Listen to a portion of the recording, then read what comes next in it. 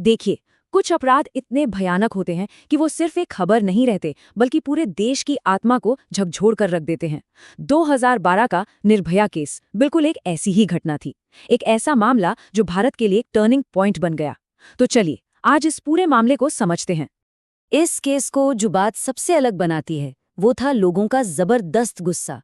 ऐसा पहले कभी नहीं देखा गया था। देश भर में लाखों लोग सड़कों पर उतर आए। वो बदलाव चाहते थे और सबसे बढ़कर वो न्याय चाहते थे। उस भयानक रात की बात करने से पहले ये जरूरी है कि हम उस इंसान को याद करें जिसके साथ ये सब हुआ। ज्योति सिंह, महज 23 साल की एक लड़की, फिजियोथेरेपी की स्टूडेंट थी। बड़े सपने थे, अपने पैरों पर खड़ा होना चाहती थी और अपने परिवार से बेहद प्यार करती थी। तो अब बात करते हैं उस रात की, जब कुछ ही घंटों के अंदर सब कुछ हमेशा के लिए बदल गया। देखिए, शाम की शुरुआत कितनी सामान्य थी। रात के लगभग 8:30 बजे ज्योति और उनके दोस्त अविंद्र ने साकेत के एक मॉल में फिल्म देखी।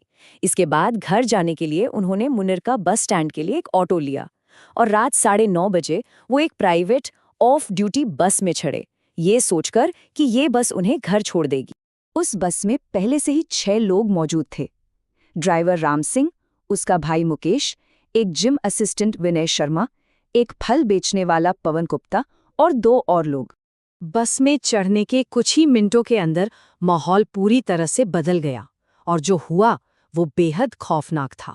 हुआ ये कि जब अविंद्र ने बस के गलत रास्ते पर जाने को लेकर सवाल उठाया तो उन 6 लोगों ने बहस शुरू कर दी और ये बहस देखते ही देखते एक भयानक मारपीट में बदल गई। उन्होंने अविंद्र को एक लोहे की रॉड से इतनी बुरी तरह पीटा कि वो बेहोश हो गए। अविंदर के बेहोश होने के बाद उन दरिंदों ने ज्योति को बस के पिछले हिस्से में खींच लिया और फिर अगले 1 घंटे तक उन सभी 6 लोगों ने एक-एक करके उसके साथ हैवानियत की सारी हदें पार कर दी। लेकिन ये वहशीपन यहीं नहीं रुका। इसके बाद उस ग्रुप के सबसे कम उम्र के सदस्य, जो सिर्फ 17 साल का था, उसने एक जंग लगी लोहे की रॉड से ऐसी बर्बरता की जिससे ज्योति को जानलेवा अंदरूनी चोटें आईं। ये चोटें इतनी भयानक थीं कि जब ज्योति को अस्पताल ले जाया गया तो डॉक्टर्स ने पाया कि उसके शरीर के अंदर उसकी सिर्फ 5% आते ही बची थीं। सिर्फ 5%। ये उस हमले की बर्बरता का सबूत था। इस सब के बाद उन्होंने ज्योति और अविंद्र दोनों को चलती बस से बाहर सड़क पर फेंक दिया। करीब 11 बजे वहां से गुजर रहे एक व्यक्ति ने उन्हें देखा और पुलिस को फोन किया। अस्पताल में असहनीय दर्द के बावजूद ज्योति ने जो हिम्मत दिखाई वो कमाल की थी। अपनी पहली सर्जरी में जाने से ठीक पहले उसने पुलिस को हमलावरों और उस बस का बिल्कुल सटीक ब्यौरा दिया, जो आगे चलकर जांच के लिए सबसे अहम सुराग बना। पूरे 13 दिनों तक ज्योति ने अपनी जिंदगी के लिए एक जंग लड़ी।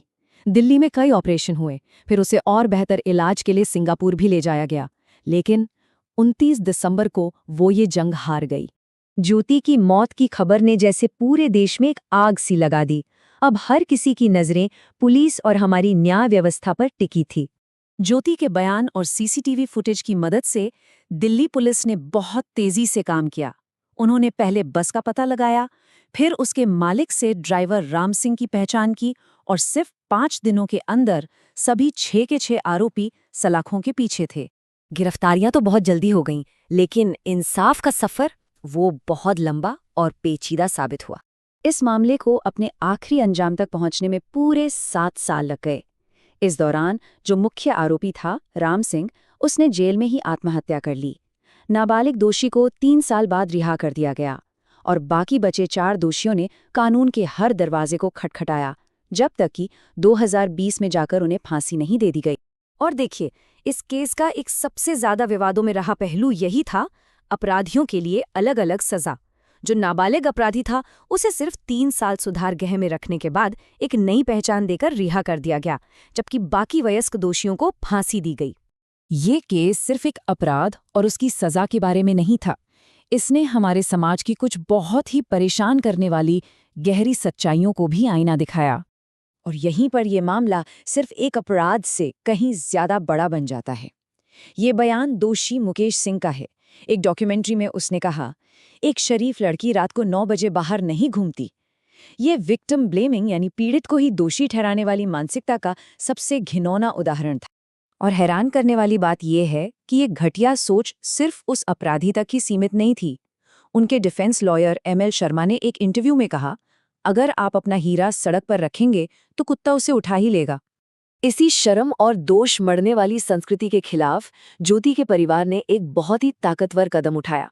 उनकी मां आशा देवी जी ने पूरी दुनिया के सामने अपनी बेटी का नाम लिया और कहा, मुझे अपनी बेटी का नाम लेने में कोई शर्म नहीं है, शर्म तो उन अपराधियों को आनी चाहिए।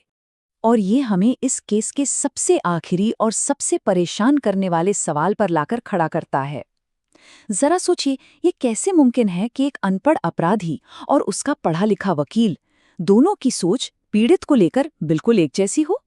ये सवाल सिर्फ उस केस का नहीं है, बल्कि उस गहरी सामाजिक बीमारी का है जिसका सामना आज भी हम सबको करना पड़ रहा है।